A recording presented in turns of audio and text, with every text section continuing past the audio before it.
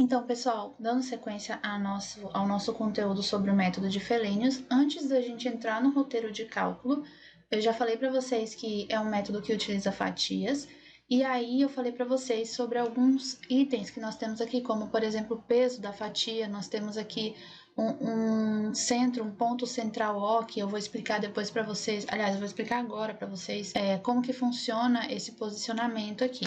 Eu trouxe uma imagem que mostra mais ou menos como que fica, né, as fatias depois que eu divido e depois que eu posiciono o meu aqui. Então, o que que acontece, gente? Eu voltei aqui a superfície de rompimento, superfície de ruptura, que é esse semicírculo aqui, e aí eu divido em fatias. Só que cada fatia vai ter na sua base aqui uma corda, né? Um pedaço do círculo. Cada uma vai ter um pedaço desse círculo. E aí eu arbitro um centro aqui, da onde irão sair retas, e essas retas elas têm que passar exatamente na metade dessa corda da fatia. Então, na metade dessa corda vai passar essa reta, na metade dessa vai passar essa reta, e assim sucessivamente em todas as fatias, tá? Isso é feito pelo próprio engenheiro que está analisando, é tudo arbitrado, tá bom, gente? Então, é um método por tentativas, como a gente já viu, como eu já expliquei para vocês. Ele é um método pouco preciso, onde nós temos um resultado não muito fiel à realidade, mas nós vamos aprender ele porque está na ementa e a gente precisa entender como ele funciona, tá? Então, nós vamos fazer esse cálculo em relação a essas retas. Como que funciona? Depois de arbitrar a superfície de ruptura, depois de arbitrar aqui um ponto, eu vou traçar essas retas e aí cada reta vai ter um ângulo com essa superfície aqui da curva, tá, gente? Vale lembrar que, tecnicamente, teoricamente, quando feito para valer mesmo, esse cálculo, ele é feito várias vezes. Então, eu tenho várias superfícies de ruptura, eu tenho vários pontos aqui onde eu posso colocar. Por exemplo, eu tenho aqui uma imagem que mostra mais ou menos aqui. Eu tenho vários pontos centrais, vários pontos O, onde eu vou colocar a saída das minhas retas para cruzarem aqui as fatias que eu defini, tá? Então, tudo isso vai ocorrer de forma que eu vou ter várias tentativas, eu vou ter vários cálculos de fator de segurança, e aí aquele que for mais desfavorável é o que eu vou utilizar, tá? É o que eu vou utilizar no sentido de entender aonde eu tenho a maior fraqueza do meu talude. Gente, essa tabela aqui, ela serve para que eu faça os cálculos. Como é que funciona? Eu vou pegar aqui o roteiro primeiramente. Primeiro de tudo, como eu já falei, eu vou arbitrar a superfície de ruptura, ou seja, eu vou definir uma superfície de ruptura. Então, aqui eu defini essa superfície circular aqui. Segundo, dividi-la em fatias, de preferência com comprimentos idênticos. Então, eu vou dividir em fatias bem parecidas, de larguras bem parecidas. Terceiro, medir a largura de cada fatia e o ângulo entre a horizontal e a corda de cada fatia. O que significa isso? Eu vou medir a largura de cada fatia, bem na metade dela, tá? E o ângulo que essa reta está fazendo com a parte circular na base da minha fatia. Então, eu vou medir esse ângulo. Quarto, calcular o peso de cada fatia, que vai ser base vezes a altura vezes o peso específico do solo. Então, a área da fatia vezes o peso específico.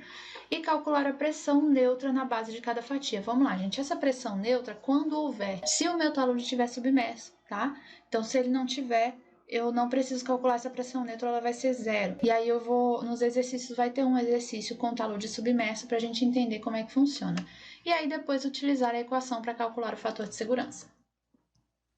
Pessoal, para tornar esse cálculo mais tranquilo, o que eu fiz? Eu dividi essa equação em 3 P's, ou 3 partes. Isso veio de outros professores que a gente acaba pegando a ideia para utilizar porque ela é bastante didática. A determinação do fator de segurança é feita por tentativas, pesquisando uma série de círculos. Então, a gente faz vários círculos e vai testando vários pontos dentro desse círculo com centros diferentes, né? Para cada centro deve-se também calcular o fator de segurança para diferentes raios. Então, vai calculando diferentes raios dentro do mesmo círculo e aí temos diversas tentativas. A pesquisa do centro do círculo é feita considerando-se uma malha de pontos equidistantes que permitem o traçado de curvas com igual fator de segurança, que são concêntricos em torno do valor mínimo. Então, como eu falei, é feito aí um círculo, e aí dentro desse círculo considera-se uma malha de pontos que tem uma distância parecida, tem a mesma distância, tá? Uns dos outros ali, equidistantes.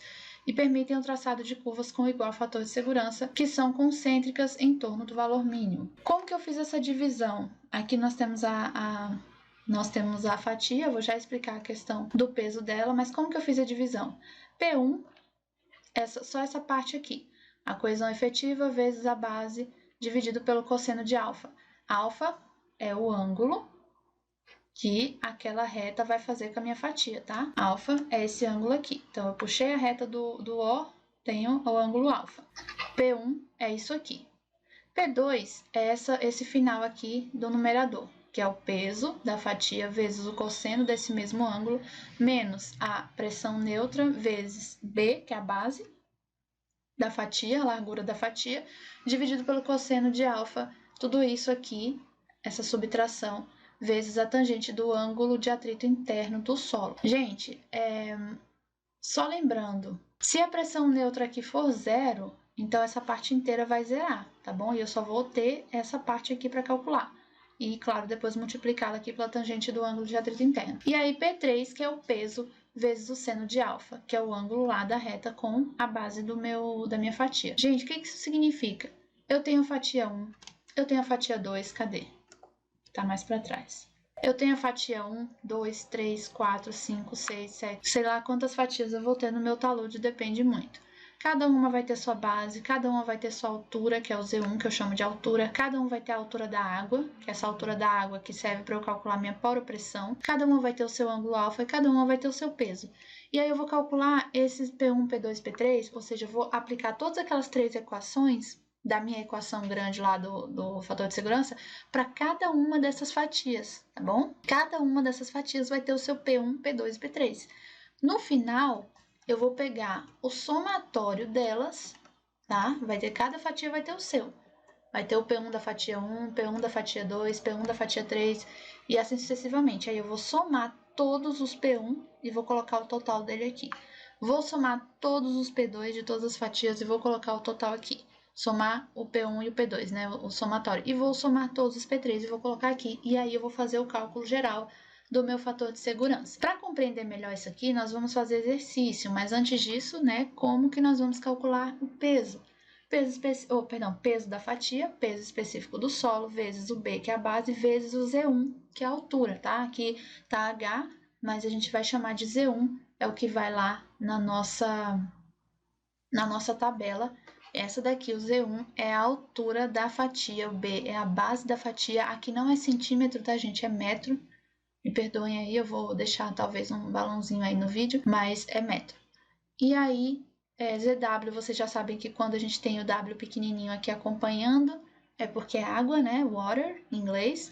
E o W do peso, que é de weight, significa peso também em inglês, mas o W maiúsculo sozinho a gente sabe que não tem nada a ver com água, aqui é peso, tá? Temos o Mi da pressão neutra e temos o alfa, que é aquele ângulo que eu falei da reta que parte do centro do círculo, tá?